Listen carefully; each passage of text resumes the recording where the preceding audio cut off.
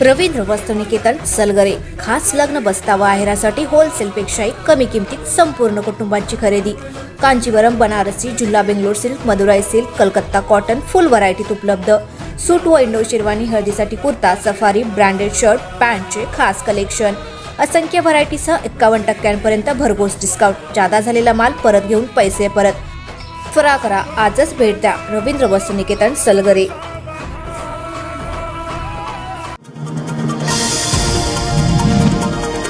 सांगलीत लोकसभा निवडणुकीवेळी झालेली चूक दुरुस्त करण्याचा निर्णय जनतेने घेतलाय. त्यामुळे महायुतीचे उमेदवार निवडून येतील असा विश्वास भाजपचे राष्ट्रीय सरचिटणीस विनोद तावडे यांनी व्यक्त केलाय. जिनकी जितनी भागीदारी उनकी उतनी हिस्सेदारी असा काँग्रेसचा नारा आहे. त्यातून मुस्लिमांना आरक्षण देण्याचा काँग्रेस नेते राहुल गांधी यांचा डाव असल्याची टीकाही त्यांनी केली आहे.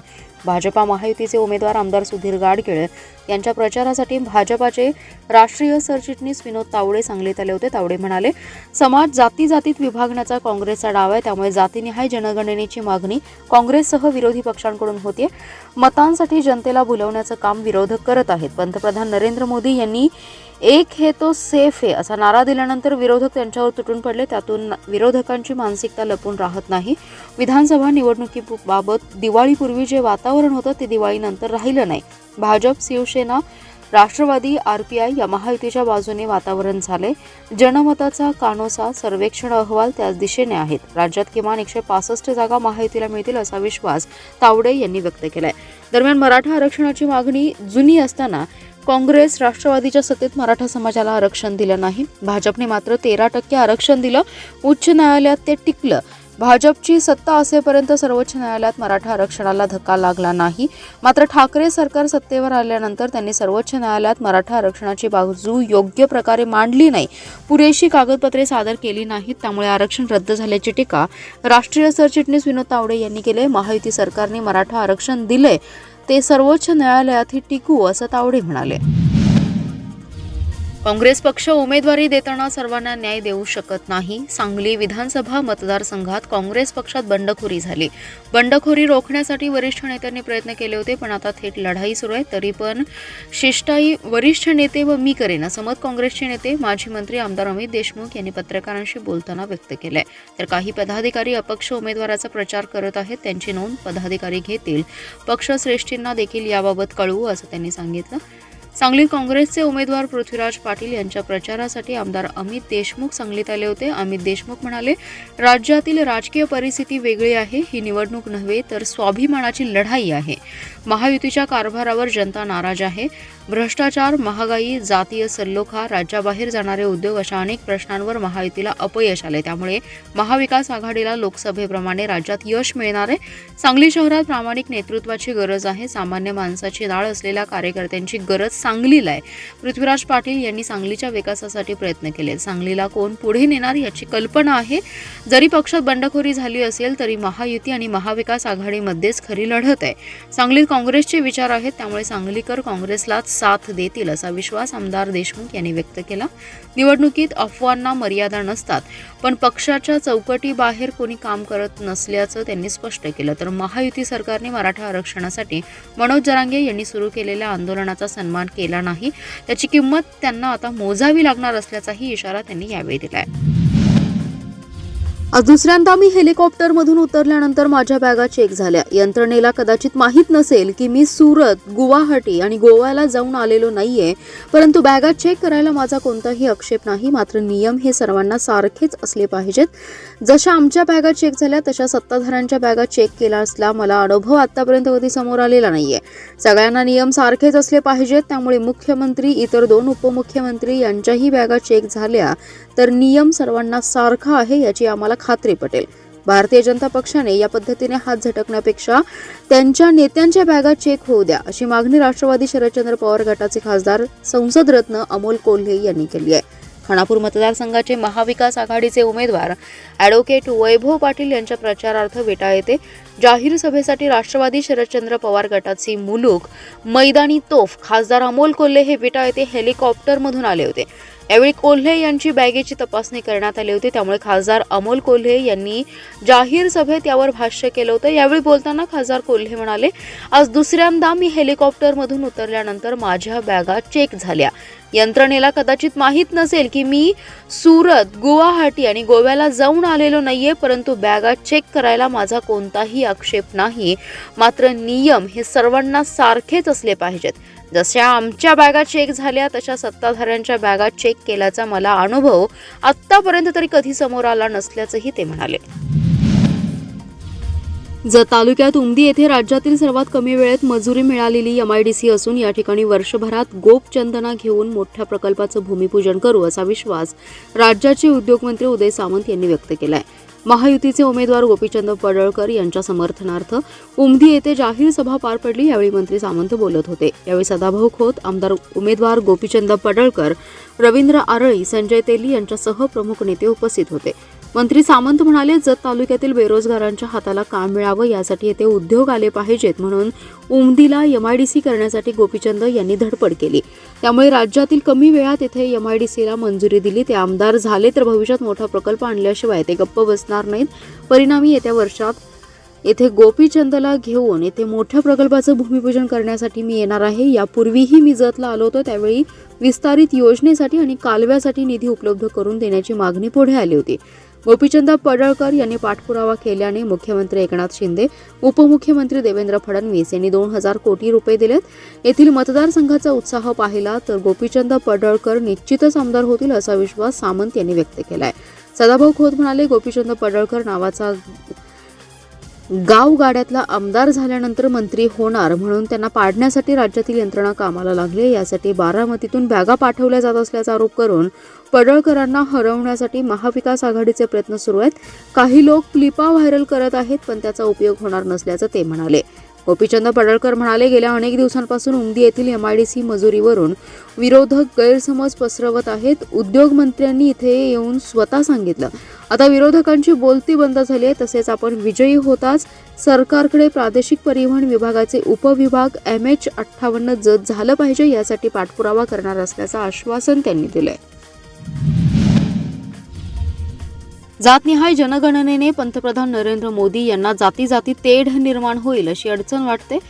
मात्र जातनिहाय जनगणना झाली पाहिजे अशी रिपब्लिकन पार्टी ऑफ इंडियाने मागणी केली असल्याचे केंद्रीय सामाजिक न्याय राज्यमंत्री रामदास आठवले यांनी सोमवारी सांगलीतील पत्रकार परिषदेत सांगितले. संविधान वाचवण्यासाठी मोदी सरकार खंबीर असून राहुल गांधींनी स्वतःचा पक्ष वाचवावा अशी टीकाही त्यांनी केली आहे. सांगलीत भाजप महायुतीचे उमेदवार आमदार सुधीर गाडगीळ यांच्या प्रचारार्थ आले असता केंद्रीय मंत्री आठवले बोलत होते. यावेळी आमदार सुधीर गाडगीळ, भाजपचे प्रदेश उपाध्यक्ष शेखर इनामदार, रिपाईचे जगन्नाथ ठोकळे यांच्यासह पदाधिकारी उपस्थित होते. केंद्रीय राज्यमंत्री आठवले पुढे म्हणाले, देशात जाती जातींची जनगणना झाली पाहिजे अशी माझी भूमिका आहे. जातनिहाय जनगणना करण्यात यावी अशी रिपाईने मागणी केली आहे. पंतप्रधान नरेंद्र मोदी यांना जातनिहाय जनगणना केल्यास जाती जातीमध्ये तेढ निर्माण होईल अशी भीती आहे. मात्र तसं काही होणार नाही. काँग्रेस नेते राहुल गांधी यांना समाजात जाती जाती तेढ निर्माण व्हावं असं त्यांना वाटतं. ते आता जातनिहाय जनगणनेची मागणी करीत असून त्यांचं सरकार असताना जनगणना का केली नाही असा सवाल केंद्रीय मंत्री आठवले यांनी उपस्थित केलाय. निवडणूक आली की काँग्रेसकडून संविधानाचा वापर केला जातोय. लोकसभा निवडणुकीत महाविकास आघाडीला संविधानाचा प्रचार करून मते मिळवता आली. मात्र विधानसभा निवडणुकीत संविधानाच्या अपप्रचाराला मतदार बळी पडणार नाहीत. मोदी सरकार संविधान बदलणार असल्याची खोटी माहिती दिली जाते. संविधान बदलण्याचा अधिकार कोणालाही नाही. संविधान वाचवण्यासाठी मोदी खंबीर आहेत. राहुल गांधींनी त्यांचा पक्ष वाचवावा असा टोलाही त्यांनी यावेळी लगावला. दरम्यान महाराष्ट्रात लोकसभा निवडणुकीत महाविकास आघाडीला जादा जागा मिळाल्या होत्या. यावेळी विधानसभेच्या निवडणुकीत ती संधी महाविकास आघाडीला मिळणार नाही. महायुतीला सर्वात जास्तीत जास्त जागा मिळणार असून पूर्ण बहुमताने भाजप महायुतीचं सरकार येईल असा विश्वास केंद्रीय सामाजिक न्याय राज्यमंत्री रामदास आठवले यांनी व्यक्त केलाय. सांगोला येथून आटपाडीत बेकायदेशीर अवैधरित्या गुटखा विक्री करण्यासाठी आणणाऱ्या दोघांना जेरबंद करून त्यांच्याकडून 5,72,000चा गुटखा आणि सुगंधी तंबाखूसह 11,22,500 रुपयांचा मुद्देमाल जप्त करण्यात आलाय. या प्रकरणी दोघांना अटक केली आहे. नवाज बादशाह मुलानी आणि जुबेर जमीर मुलानी अशी अटक केलेल्यांची नावे आहेत. स्थानिक गुन्हे अन्वेषण विभागाच्या पथकाने कारखाना फाट्यावर सदरची कारवाई केली आहे. विधानसभा निवडणुकीच्या पार्श्वभूमीवर अवैध धंद्यांवर कठोर कारवाईचे आदेश पोलीस अधीक्षकांनी दिले. त्यानुसार स्थानिक गुन्हे अन्वेषणचे एक पथक पेट्रोलिंग करत होतं. यावेळी पथकातील कर्मचारी सूर्यकांत साळुंके यांना माहिती मिळाली की संशयित मुलांनी हे सांगोल्याहून आटपाडीत बेकायदेशीर सुगंधी तंबाखू आणि विक्री करण्यासाठी येणार आहेत. मिळालेल्या माहितीप्रमाणे पथकाने दिघंजी ते आटपाडी रोडवरील कारखाना फाटा येथे सापळा लावला असता एक पिकअप गाडी क्रमांक MH45 AF 4502 मधून येताना दिसले. त्यांना थांबवून गाडीची तपासणी केली असता त्यामध्ये विमल सुगंधी सुपारी, SP 999 तंबाखू, RMD पान मसाला, M सेंटेड टोबॅको, सुपर जेम पान मसाला आणि V1 सुगंधी तंबाखू असा मुद्देमाल मिळाला. याबाबत चौकशी केली असता दोघांनी सांगोला येथील अभिजित मस्के यांच्याकडून सदरचा माल आणला असून आटपाडी परिसरात विक्री करण्यासाठी घेऊन जात असल्याचं सांगितलं. यावेळी त्यांच्याकडून सुगंधी तंबाखूसह 11,22,500 रुपयांचा मुद्देमाल जप्त करत पुढील कारवाईसाठी आटपाडी पोलिसांच्या स्वाधीन केलं. महापालिकेच्या शहर अभियंत्यांच्या खोट्या सह्या करून 6 कामांच्या बिलात गोलमाल केल्याप्रकरणी 2 मजूर संस्था आणि एका ठेकेदाराला 3 वर्षांसाठी काळ्या यादीत टाकून त्यांच्यावर फौजदारी कारवाई करण्याच्या सूचना आयुक्त शुभम गुप्ता यांनी दिल्या आहेत. शिवाय त्यांची इतर नवीन कामे देखील रद्द करण्याच्या सूचना आयुक्तांनी दिल्यात. तर 2 कर्मचाऱ्यांवर कारवाईची टांगती तलवार आहे. जोगेश्वरी मजूर सहकारी संस्था सांगलीवाडी, संग्राम मजूर संस्था जुनी धामणी आणि ठेकेदार वृषभ भागवत रोकडे यांनी मिरज येथील वॉर्ड क्रमांक 5 आणि 20 मधील 50 लाखांची 6 कामे घेतली होती. या कामांची मोजमापे आणि देयके घेण्यासाठी शहर अभियंत्यांच्या खोट्या सह्या करून ऑडिट विभागाकडे फायली सादर केल्या होत्या. ही बाब लक्षात आल्यानंतर आयुक्त शुभम गुप्ता यांनी चौकशीचे आदेश दिले होते. त्यामध्ये दोषी आढळल्यानंतर 2 मजूर संस्था आणि एका ठेकेदारावर कारवाई करण्यात आली. तसेच बांधकाम विभागाकडील संचिका ज्या लिपिकाने ऑडिट विभागाकडे दाखल केली आणि ऑडिट विभागातील ज्या लिपिकाने दाखल करून घेतली अशा दोन्ही विभागाच्या लिपिकांची देखील कारवाईची टांगती तलवार आहे. अतिरिक्त आयुक्तांच्या अध्यक्षतेखाली विभागीय चौकशी करण्याचे आदेश आयुक्तांनी दिलेत.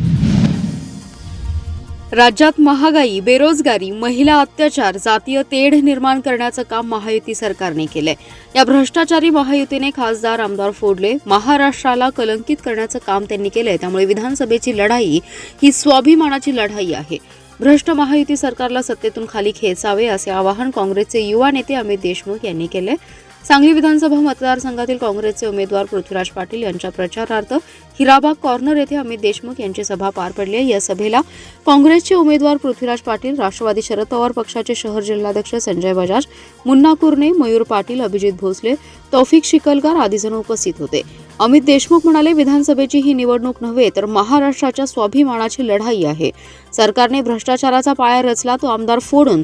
राज्यात अनेक समस्या आहेत मात्र याकडे दुर्लक्ष केलं जाते. सांगली शहराच्या विकासासाठी या सरकारने काय केले? सांगलीत महायुतीच्या काळात एकतरी उद्योग आला का? राज्यातील अनेक उद्योग गुजरातला वळवले. हे सरकार राज्याचं की गुजरातचं हेच कळत नसल्याचा टोलाही त्यांनी लगावलाय. राज्यात महाविकास आघाडी सत्तेवर येणार आहे. याशिवाय पृथ्वीराज पाटील सांगलीतून आमदार असणारच आहेत. ते आमदार झाल्यावर सांगलीला काही कमी पडू देणार नाही अशी ग्वाही अमित देशमुख यांनी दिली. पृथ्वीराज पाटील म्हणाले, सांगलीत सगळं ठरलं होतं. आमदार विश्वजित कदम यांनी विधान परिषदेचा शब्द दिला होता पण भाजपने सांगलीत फोडा आणि राज्य करा अशी नीती सांगलीत वापरली. आपले स्वकीय त्याला बळी पडलेत. काही चेहरे इकडे तिकडे दिसतील पण ते माझ्या बरोबर येतील. सांगलीत 4,000 कोटी आणले असते तर शांघाय झाली असती सांगलीची. खोटं बोलण्याचा हा प्रकार असल्याचा आरोपही त्यांनी केलाय.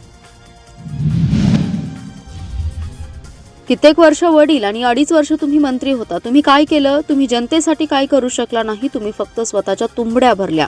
लबाड बोलून फार काळ नेतृत्व करता येत नाही. लबाडांना आता जनता जागा दाखवल्याशिवाय सोडणार नाही अशी टीका पलूस कडेगाव विधानसभा मतदारसंघातील भारतीय जनता पक्षाचे अधिकृत उमेदवार संग्राम देशमुख यांनी केली आहे. वांगी येथे झालेल्या जाहीर सभेत ते बोलत होते. फटाक्यांच्या आतिषबाजीत स्वागत करून गावातील विविध मार्गावरून पदयात्रा काढण्यात आली. जोरदार घोषणाबाजी करत पदयात्रा कडेगाव रोडवर आली असता तिथे पदयात्रेचं रूपांतर सभेत झालं. यावेळी सामाजिक कार्यकर्ते सर्जेराव महाराज यांनी शेकडो कार्यकर्त्यांसह भाजपमध्ये प्रवेश केला. अशोक लाट, शिवाजी कदम यांनी भाजपमध्ये प्रवेश केलाय. संभाजी ब्रिगेडच्या वतीने संग्राम देशमुख यांना पाठिंबा जाहीर करण्यात आला. यावेळी संग्राम देशमुख म्हणाले, आम्ही काम करत राहिलो. काँग्रेसच्या उमेदवारांनी विकास कामांची पुस्तिका प्रकाशित केली आहे. त्यामध्ये केंद्र सरकारने केलेली कामे, आम्ही जिल्हा परिषदेच्या माध्यमातून केलेली कामे आणि वेगवेगळ्या माध्यमातून झालेली कामे त्यांनी त्यांच्या पुस्तकात त्यांनीच केली आहेत असं लिहिलंय. हा धांधात खोटेपणा आहे. कडेगाव तालुक्यातून गेलेले राष्ट्रीय महामार्ग हे सुद्धा त्यांनीच केलं असं ते सांगतात. यावरून ते किती खोटं बोलतात हे सर्वांच्या लक्षात येते. खोटे बोलून फार काळ नेतृत्व करता येत नाही. आता लोकांना कळलं आहे की तुम्ही नेमके काय आहात. आता तुमचा खोटारडेपणा उघडा पडलाय. कित्येक वर्ष वडील मंत्री होते, तुम्ही 2.5 वर्ष मंत्री होता, परंतु तुम्ही जनतेसाठी काहीही केलं नाही असा आरोप त्यांनी यावेळी केलाय. रविवारी रात्री आष्टा शहरात गवा दिसल्याने नागरिकांच्या मध्ये घबराट निर्माण झाली आहे. आष्टा सांगली रस्त्यावर साठे नगर परिसरात रात्री 12:30च्या दरम्यान गवा दिसलाय. परिसरातील प्राणीमित्र संग्राम अवघडे, महेश अवघडे, सुरेश घस्ते, शीतल कुर्णे, आदिनाथ घस्ते, शुभम वाघमारे, दादा चोपडे आणि युवकांनी गव्याचा पाठलाग केला असता तो आष्टा सांगली रस्ता ओलांडून आर्ट्स अँड कॉमर्स कॉलेजच्या आवारात गेला आणि तिथून पसार झालाय. गवा मर्दवाडी परिसरातील ऊसातून मिरज वेस मार्गे आष्टा परिसरात आला असावा अशी नागरिकांमध्ये चर्चा होती.